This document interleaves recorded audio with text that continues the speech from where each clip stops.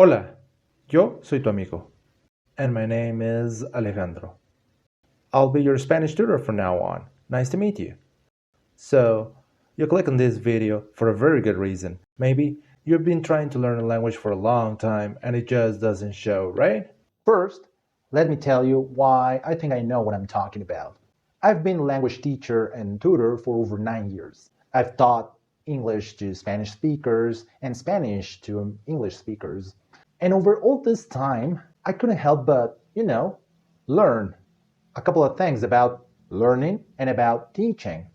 As a teacher, you can't stop learning about your students. Learn about their learning process, about the way they understand and conceive things. Maybe even about yourself and about your method mostly. No teacher stops learning from students, and I'm no exception. So, as I said, you're here for a very good reason. Maybe Spanish is so darn complicated that you just have given up already with it. Maybe you realize that it's not your thing and that's it. I don't know. This can happen. This can happen. I totally get it. So that's why I'm here for you. Throughout my years of teaching, I've realized that there are three main issues that haunt students, that affect their language learning process. And I'm here to talk about them. But not only that, I'm here to talk about solutions for those problems too. So, without any further ado, let's jump right in. Number 1, discipline. Yeah, of course I wouldn't skip this one. It's the cornerstone of anything worth calling a project or endeavor. I have to admit, it's kind of an issue for me too. It took me months to create my channel, to start uploading videos, even though I was more than ready to do so. So, if you're having issues with this, don't worry. I kind of get you, And I get it. We all got things to do. Especially me, I know I try to have a very active social life out there. And also try to work hard. So I barely have any time for me, to just, scroll on the feed on Facebook or whatever. But just as a musician tries to get better by working hard, playing their instrument, learning notes, learning about music theory, whatever, language learning is just like that. You should try to work hard on it by discipline, working on it every day, and so on. You can't just learn a language by working hard whenever you feel like it, or whenever the craving of learning comes in a wave that just kind of fades away, and then you go back to not learning and so on. It doesn't work like that. And I have to admit, I kind of am like that, so that's why I'm being so specific. So, if you find yourself studying your target language only when the conditions push you to it, you're not going to have any progress anytime soon. And let's just be honest, if you have time to find this video, click on it, wait for the ad to end, then watch me talk and so on, you have time to study, all right? Let's be real. So, what's the solution? Well, discipline is sometimes so hard to come by. This requires getting out of your comfort zone, which, let's be honest, may be one of the most difficult tasks for any human being to achieve. So, if you get the discipline to actually learn a language, To study for, let's say, 20 minutes or something, congrats, props to you, for real. So, letter A, make a plan. A plan in which you can study Spanish or whatever your target language is for 4 or 5 hours a week. Let's be honest, again, if you have time to watch me, you have time to do a little bit of studying, all right? letter B. Stick to it. stick to it. Stick to it. And let me take it even further. If something comes up, you have an appointment, whatever, cancel them in order for you to study. Of course, there are exceptions. Maybe there's an emergency or something. But you get the point, right? Besides those life-threatening exceptions, whatever, you should stick to your plan. That's the whole point, alright? So, Stick to it. letter C. Get addicted. If you have trouble focusing, try to study until it starts becoming pleasurable. Then stop. Stop. We're trying to get you hooked up in a way. That's how we try to get a new addiction or, a habit, if you will. Study, stop. Stop. Study, stop. Stop. You're going to see a significant change. Now that I just said it, I want to be coherent. I'm hitting the Italian and Russian books. Ніхто не зможе удержать меня здесь. Number 2, finding the right method. When I explain this, I used two students I had back in the day when I was 27 and started English tutoring. Ah, the good old pre-COVID times, right? Let's call them Lalo and Jose. Lalo is a 14-year-old guitarist player who likes to hang out with his friends in high school. He doesn't like to do anything more than actually just playing his guitar. He dreams to become a musician. As any teenager, of course. He's very sensitive. He's got a great heart. He's a good kid.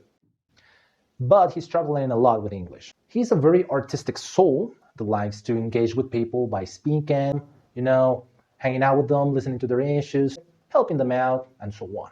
Why is he struggling? I don't know, but he has a teacher who doesn't really like his job. Which is so common, right?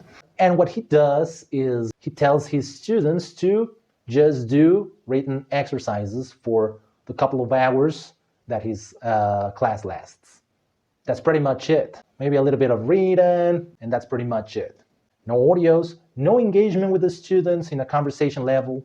I don't know. Lalo, 14-year-old kid, who's very artistic, who likes to listen to music and play it, and is struggling with written exercises. He's a genius, by the way. He's a straight A student, and he's still struggling. Wonder why. Then we got Jose. Jose is a very nice guy. He's an engineer. He works on computer systems. He works at warehouses where he analyzes data and tries to put it in order and so on. And he struggles a lot, not with the reading or the writing part of English, but he struggles a lot with speaking and listening, trying to understand what they say. So again, he's a very logical guy. He is an engineer. He loves math. He's a well-educated guy who is a warehousing manager in a way and so on. And he struggles a lot with the listening and speaking part. How come? Well, see my point? You can't expect to learn anything if you keep on trying to do it in a way that won't suit you. We got the engineer. When networking, talking to people, he's got issues, but he does really well when reading and writing English. How did Jose get better? Well, by studying phonetics in a written form. Then we got Lalo. He got better when I approached the right method for him, which was listening and speaking mainly, and then jumping into writing.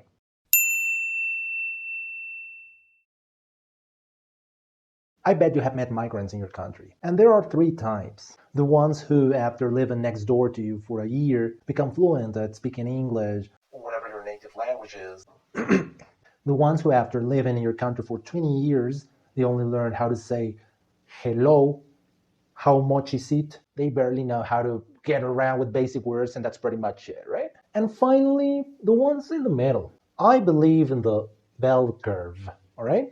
And I bet most people learn by more or less using their learning skills. So they kind of struggle and they kind of get some progress. But of course, most people are here because it's a spectrum. However, if you got the discipline part down and you haven't seen any improvement for a long time, you might need to consider that maybe you're not part of the middle of the spectrum, but maybe in some extreme. You might need to consider you are right next to Lalo or Jose. Extremely interactively inclined on one hand, extremely visually inclined on the other hand. But pretending to be with, most of the people. You see my point? Migrants don't learn the same way at the same rate because most of them don't go take lessons where they can exercise all of their skills in one class. Namely, grammar, spelling, even pronunciation, because people don't correct them, which is, of course, understandable. Most of them just try to work and survive. Like most of us, right? So, most of the skills that they actually work on are related to communication in the work environment, and especially no correction, no exercises to be done, to be evaluated by a teacher so they can improve. Nothing like that. So, some migrants might strive in those environments, but some others don't. Remember, my two students were really smart and they still struggled. That's why they came to me for help. My engineer student finally understood the difficulties of English pronunciation after I taught him about the IPA chart and how it works with all the details and so on. And my musician student finally found his middle school lessons boring rather than overwhelming after we started working on listening skills and audio materials. What do you want to be when you grow up, Mark? I want to be a teacher. Well, teachers work very hard, and they are not paid much money. So what's the solution for this? Well, letter A, what is your best language learning method? I recommend you do the VARK test, the VARK test for short. Look for that test online. This test allows you to tell what skills are you better at.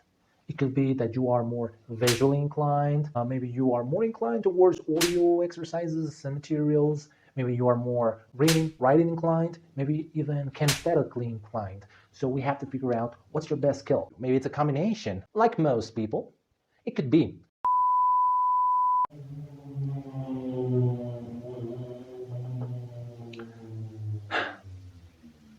once you know what it is after you have done the test, maybe then you can draw kind of a roadmap that can guide you through your language learning endeavors. And that's when letter B comes. After you've done it, create a learning plan that emphasizes the skills you're better at, so you can then work on the skills you're not so good at. For example, A new topic. Let me first of all address the listening part of it. I want to listen to some lines, how the structure is pronounced, and how I can apply it in certain contexts. Then I can address reading or writing exercises. So just gonna wait for a second. Well, I'm more writing and reading inclined, so I would rather work on some exercises, work a lot on my writing skills to understand the structure visually.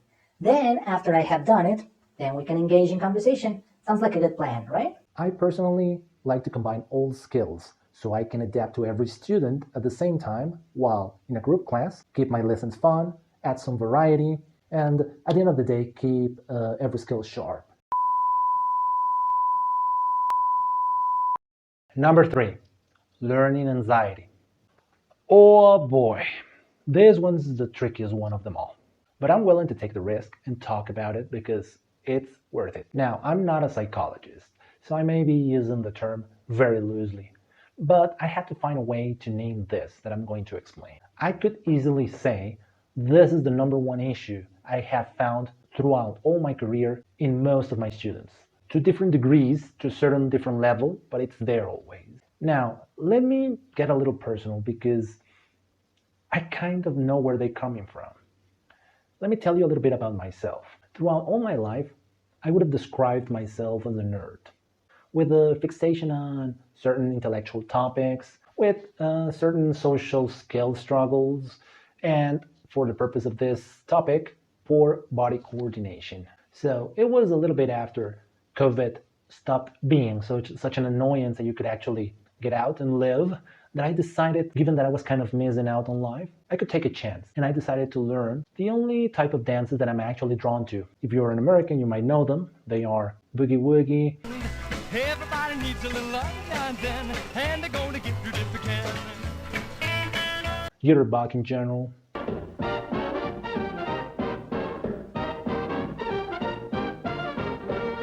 Jive, rockabilly,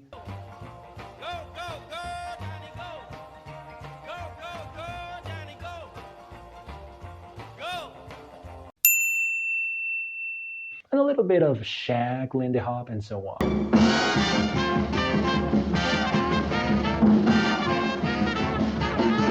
That's my stuff right there. I'm gonna break it up. I'm gonna lock it up at the ball tonight. So I decided to go out and learn. It's been almost 2 years since I started learning, and I still kind of struggle a little bit. I mean, I'm still an intermediate level after almost 2 years in only one dance. Is it because I can't overcome this pitiful body coordination? Well, I dance better than most people I know, as a matter of fact. Is it because I lack the good method or discipline? I personally am a very orderly person and actually chose the most orderly and disciplined teacher I know, who happens to also have a certification for teaching dancing classes. Unlike most of other teachers. And when it comes to discipline, I've taken around 80 to 90 classes and only skipped around 5. So what is the answer? Why getting stuck in intermediate level? The answer is I kept beating myself up. I'm a nerd. I don't know how to feel the world out there. I can't. It's inaccessible to me. And the problem is that every time I failed to learn a new step, even though I was just trying for the first time, And failing is natural at that point. I would keep on telling myself the same thing again and again. I gotta say, my teacher has been very supportive and patient, but still, I was the only student who actually repeated levels again and again. But let me tell you this, it's been 3 months since I stopped retaking levels, since I stopped going back. And also, it's been around 1.5 to 2 months since I stopped getting the slight headaches after dancing that I got for some reason. I figured anxiety can manifest with physical symptoms. How did I achieve this? I'll tell you at the end of the video. Right now, I just want to get my point across with my life experience. This happened to me. Does this happen to you when it comes to learning a language? After thinking it through and trying to find a pattern amongst most of my students, I came to the conclusion there might be 2 main ways your anxiety can give you a hard time when trying to learn a language. Letter A, inward rage, beating yourself up, or self-defeating talk, such as, I can't believe I'm not good enough. If I fail even once, I'm an idiot. It's been so long since I started, and look at me. How come they can and I... This self-defeating talk is a living nightmare. And I know it because, as I already explained, I used to say these things when it came to dancing. And it's still an ongoing healing process. And this is the result of 2 things. Either putting your standards too high to actually achieve them, or maybe putting yourself down a little bit too much, or maybe a combination of both. Letter B. Another way your anxiety can give you a hard time is by outward rage. That is, everybody is to blame. Let's provide an example. Imagine you're in a class and you can't understand the new structure that you are learning today. Your teacher just explained it once, and that's it. On top of that, imagine you get easily frustrated. Which might be the case if you are identifying with all I'm talking about. So the fact that you're not understanding this is kind of like not getting something immediately, some sort of immediate gratification. So you start obsessing over it. So instead of just raising your hand and maybe asking for a second explanation, your frustration piles up after seconds or minutes until it just blows up. And we get a visceral, outwardly response like hating the Spanish language. It's too hard. Quit. Well, it has its hard parts, absolutely. But what language doesn't? 2, hating the teachers or tutors, which can lead to not accepting the way a teacher teaches at all. My way or the highway. I know what's effective for me, alright? I learned to use Excel on TikToks and YouTube tutorials. Why would I follow the teacher's directions? I was perfectly fine for 2 lessons straight. And now this? I don't want to be here anymore. Goodbye. We are all human. We have experienced this a lot, all of us. I personally have beaten myself up a lot. And I have to accept. I've also blamed my dancing teacher a couple of times. Sometimes maybe we are to blame. Sometimes maybe other people are to blame. But we have to admit that sometimes we blame ourselves too much, and we blame other people too much as well. When it comes to anxiety, Or whatever this nasty feeling is. we should recognize this to actually come to a solution. Any of the ways this unconscious or conscious rage manifests, it triggers a fight or flight response, which I cannot emphasize this enough. This is the worst case scenario for learning anything, let alone something that requires an interactive process like language speaking, speaking with your classmates. And even dancing. Now, whether they are thought patterns or visceral emotional responses, That's beyond my scope and my area of expertise. nevertheless, there's an even worse case scenario. After all this, dropping the whole thing. So what's the solution? So when it comes to this learning anxiety, being in a group class can actually exacerbate the symptoms. I named a very complex problem, and I have 3 main solutions for it. I'll name them and explain them in order of importance and effectiveness. The last one is the one I had to go through to overcome certain issues of mine and also my dancing anxiety. So, solution A, study on your own. Well, language can be written and recorded, so it's not that hard to do it, right? Unlike dancing. And the pros are many. You can have a suitable schedule in case you have a hectic life. You can learn at your own pace. And if you're introverted, this can be more accommodating for you too. However, the cons are many. Effective language learning requires a progressive upgrading of challenges, and challenges are better delivered by somebody who can actually see how much you can take. So it's up to you if you want to study on your own. I'm just giving you the heads up, all right? So solution B, get a personal tutor. Now, I must stress, you should find somebody that can actually understand where you're coming from and who actually enjoys their profession, so they can help struggling students. There are so many people out there who work as Spanish as second language teachers who not only don't like their job, They hate it. maybe it was quite low in their list of life choices and they had to take it. Maybe they didn't know what it was like and it's not for them. I don't know. People have personal opinions and tastes when it comes to what job suits them. So you should find someone who won't give you this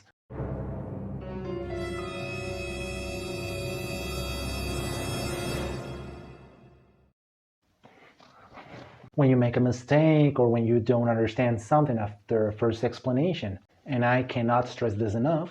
It would be better if they have a certification that proves that they are actually trained teachers to teach what they are teaching, because that means that they actually went through the effort of learning something that most likely they like. You have no idea of the amount of language teachers out there who, yeah, maybe they speak the language, but they don't know how to teach, they don't enjoy it, and they actually make students suffer through their lessons. And worst of all, they don't have a certification to actually prove they are good at doing whatever they are doing. They even get hired by prestigious institutions because they are not getting as many teachers with certifications as they want to. Imagine, I swear they are many to count. So very important, ask for a certification always, period.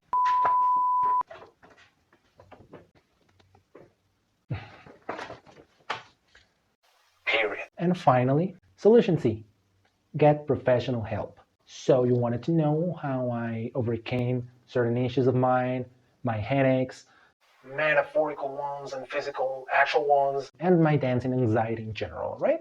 Well, if you're dealing with certain anxiety issues, maybe you're feeling a little bit depressed, intrusive thoughts, low self-esteem, there are many issues to blame, and everyone's got them at a certain level. There are multiple resources you can use out there, just a Google search away. Or my recommendation is, with therapists and with private tutors alike, ask around.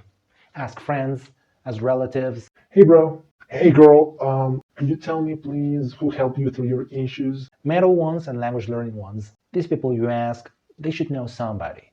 Or they might know somebody who knows somebody that they know for a fact that can actually help you. Don't miss another opportunity to get rid of that weight over your shoulders that's getting in the way of living a fulfilling life. And I know it's hard. I hate asking for help. But look at me. I swallowed my pride and I did it. And I wish I had done it way before. Way before. After you have gotten the professional help you could need, then you can move to the previous solutions, B and A, and it won't be as stressful. So, to sum up, let's go through this. If you're struggling with language learning, you might need to check these 3 potential issues. Number 1, discipline. Number 2, not finding the right method for you. Number 3, learning anxiety. The solution I can give you for discipline issues is make a plan, stick to it no matter what, and get yourself addicted to the plan itself. For finding the right method, the solution I offer is taking the VARK test and finding your ideal style of learning according to your natural skills. Then learning your target language using the skills the test told you. Using that way as a means to becoming better at other skills, not the other way around. And finally, for learning anxiety, there are 3 solutions. Learning on your own could help, but with a few struggles. Getting a personal tutor might help too, but you need to figure out where you can find one that will actually understand and be extra patient. And finally, getting professional help, which is my best advice for you to consider before you think about the other 2. I hope this video helped with your language learning journey. I wish you the best of luck, and I'll see you on the next video on the Spanish language. Yo soy tu amigo, and I'll see you around. Class dismissed.